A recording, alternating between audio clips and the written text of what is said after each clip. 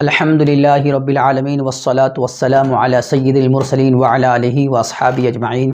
محترم ناظرین و سامعین، السلام علیکم ورحمۃ اللہ تعالی وبرکاتہ۔ محترم ناظرین، آج کی ویڈیو میں بات کریں گے کہ سردی کا موسم، ٹھنڈی کا موسم، موسم سرما، یہ اہل ایمان کے لیے، صاحب ایمان کے لیے، ایک مومن کے لیے، ایک مسلمان کے لیے موسم بہار ہے۔ موسم بہار کی حیثیت رکھتا ہے سردی کا موسم۔ ہم انشاءاللہ تعالی آج کی اس ویڈیو میں حدیث اور سلف صالحین، بزرگان دین، اکابرین کے اقوال و افعال، حالات و واقعات اور ان کی عادات کی روشنی میں انشاءاللہ تعالی جاننے کی کوشش کریں گے۔ ویڈیو تھوڑی لمبی ہو سکتی ہے، لیکن آپ سے گزارش ہے کہ ویڈیو مکمل دیکھیں۔ انشاءاللہ تعالی بہت سی نئی باتیں آپ کو اس ویڈیو کے ذریعے جاننے کو ملے گی اور آپ کے علم میں اضافہ ہوگا۔ اصل موضوع کی طرف آنے سے پہلے ایک چھوٹی سی گزارش یہ ہے کہ ابھی تک اگر آپ نے ہمارے اس چینل کو سبسکرائب نہیں کیا ہے تو برائے مہربانی سبسکرائب کر دیں، اور جو بیل آئیکن ہے اس کو بھی دبا دیں، تاکہ جب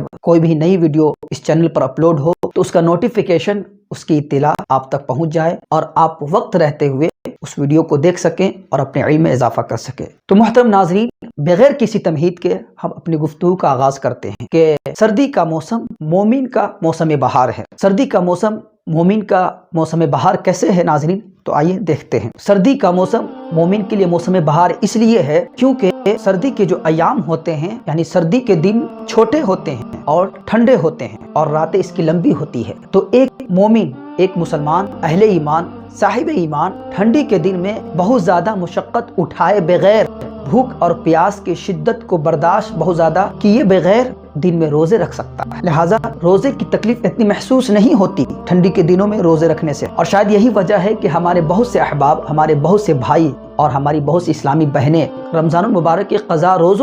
روزوں کو رکھنے کا اہتمام کرتے ہیں، جو کسی شرعی عذر کی وجہ سے چھوٹ گیا ہوتا ہے، جو کہ بہت اچھی بات ہے اور قابل تعریف عمل ہے۔ محترم ناظرین، آئیے سرکار دو عالم صلی اللہ علیہ وسلم کا فرمانے والا شان سماعت کرتے ہیں۔ اللہ کے رسول صلی اللہ علیہ وسلم نے ارشاد فرمایا کہ سردی کے روزے ٹھنڈی غنیمت ہے۔ ایک دوسری جگہ پر اللہ کے رسول صلی اللہ علیہ وسلم نے ارشاد فرمایا کہ سردی کا موسم مومن کا موسم بہار ہے۔ جی، یہ اللہ کے رسول صلی اللہ علیہ وسلم کی حدیث ہے۔ آگے ارشاد فرماتے ہیں آپ کہ دن چھوٹے ہوتے ہیں تو مومن ان میں روزے رکھتے ہیں، اور رات لمبی ہوتی ہے تو صاحب ایمان ان لمبی رات میں قیام اللیل کرتے ہیں، یعنی رات میں عبادت کرتے ہیں، نوافل پڑھتے ہیں۔ محترم ناظرین اور خاص کر نوجوان دوستوں، اللہ کے رسول صلی اللہ علیہ وسلم کی اس حدیث کو، اس فرمان کو اپنے سامنے رکھیں اور پھر ہم اپنا جائزہ لیں، اپنے طرز عمل تھوڑا دیکھیں کہ سردی کے دنوں میں دن میں روزہ رکھنا اور قیام اللیل کرنے کی بات تو دور ہے، بلکہ جو دن میں 5 وقت کی نماز فرض ہے اس کی ادائیگی میں بھی ہم نہایت غفلت اور لاپرواہی سے کام لیتے ہیں، اور بلکہ دیکھا یہ گیا ہے